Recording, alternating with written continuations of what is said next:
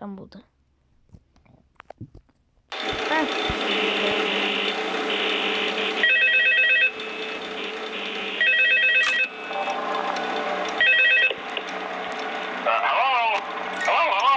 O bizim eski tayfa buldu. Ne lan? Yazık lan bu.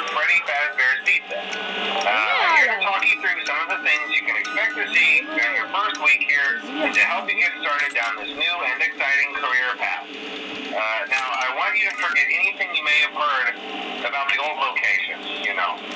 Some people still have a somewhat negative impression of the company. That old restaurant was kind of left to rot for quite a while. Arkadaşlar kocaman hiçbir şey anlamadım. Fazbear Entertainment is committed to family fun and above all, they've spent a small fortune on these new animatronics. Facial recognition, advanced mobility. They even let them walk around during the day. Isn't that neat?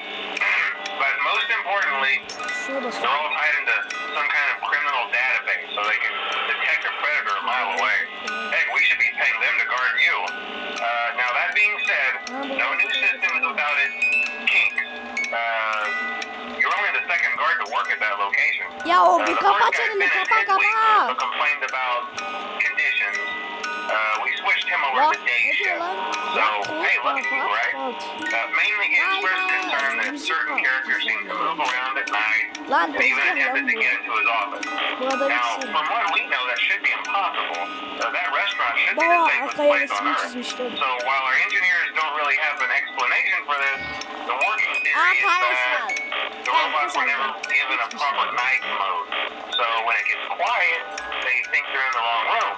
So, then they go try to find where the people are, and in this case, that's your office. So our temporary solution is this.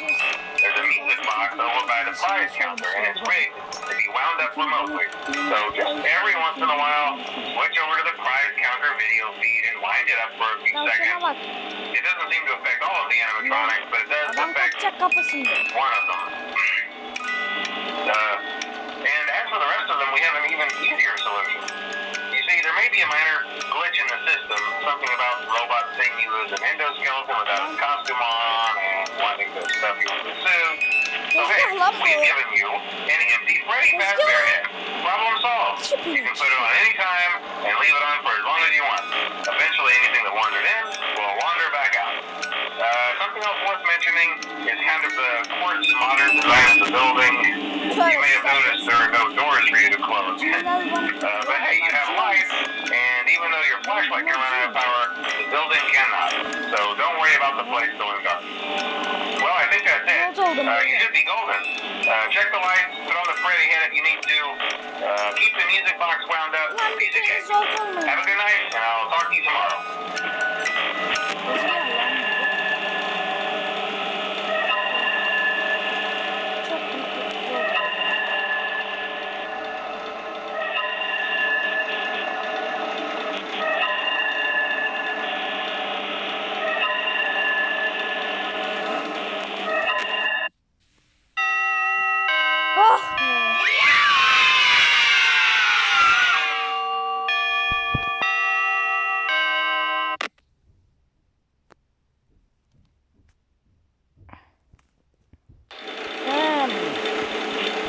Hiçbir şey anlamadım.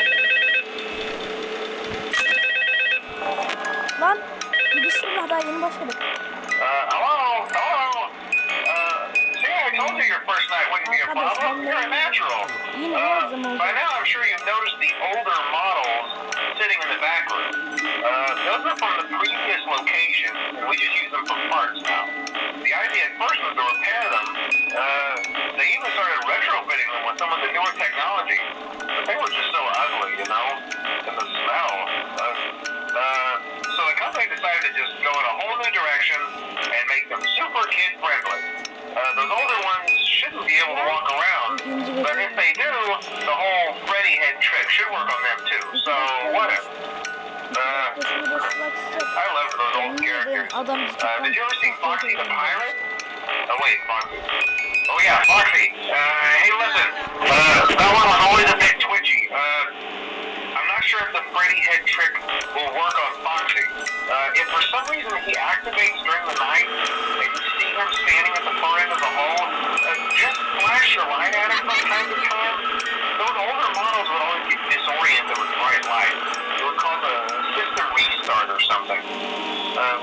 You might want to try that on any room where something undesirable might be. It might hold them in place for a few seconds.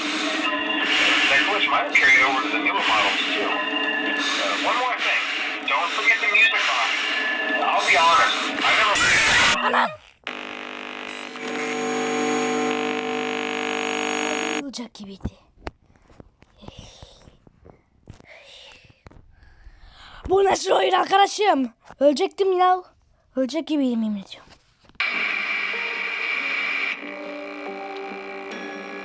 Ezan okunuyor, sesi kısıyor. Ezan bir şey yapar.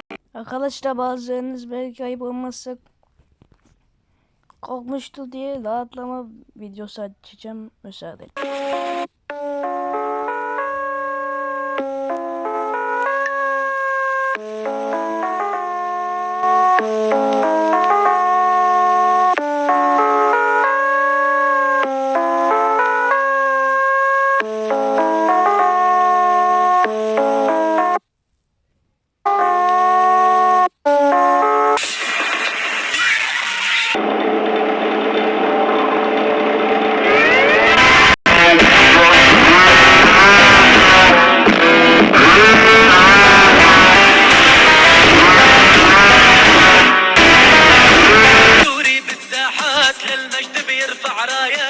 عم يهتف بثلاث كلمات الله وسوريا وبشار